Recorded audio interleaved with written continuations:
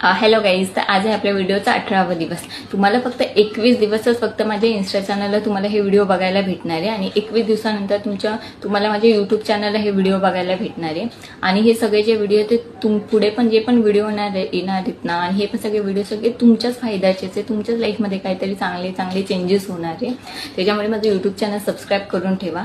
आणि 21 दिवसानंतर मी हे व्हिडिओ इंस्टाला टाकणार नाहीये। 21 दिवसानंतर हे जे मी व्हिडिओ बनवते इंस्टाला टाकणार नाहीये, तुम्हाला यूट्यूब चॅनललाच माझे हे व्हिडिओ बघायला भेटतील। त्याच्यामुळे सांगते की यूट्यूब चॅनल सबस्क्राईब करून ठेवा। तर ते जाऊ द्या, तो झाला नंतरचा भाग। तर आत्ताचा भाग काय की आज आहे आपल्या व्हिडिओचा 18वा दिवस।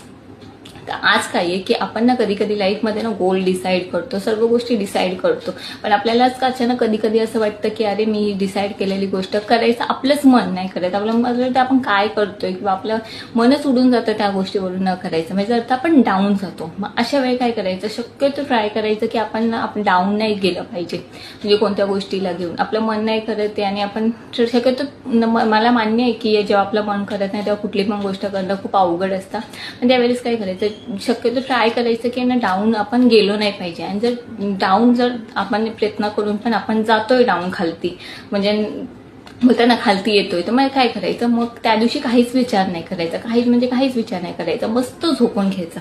आणि दुसऱ्या दिवशीची सकाळ होणार ना, दुसऱ्या दिवशी सकाळी तुम्ही तुमचं डेलीचं जे रुटीन असेल ते डेली रुटीन कंटिन्यू करा, सकाळचं मॉर्निंगचं जे तुमचं असेल। आणि मग जेव्हा संध्याकाळी तुम्हाला फ्री टाइम भेटणार तेव्हा तुम्ही शांत डोक्याने विचार करा। आणि मग तेव्हा विचार करा की मी हे जे प्रयत्न करतो, मी जे गोल डिसाईड केले, तर मी गोल का डिसाईड केले होते, काहीतरी विचार करून डिसाईड केला होता ना। आणि जर मी गोल्स कंप्लीट नाही केले तर उद्या माझ्या लाईफमध्ये पुढे काय होणार आहे।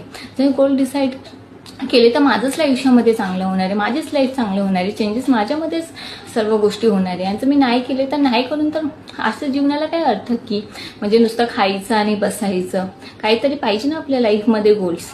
तर अशा पद्धतीने स्वतःला समजावा, अशा पद्धतीने स्वतः बसा, शांत डोक्याने विचार करा।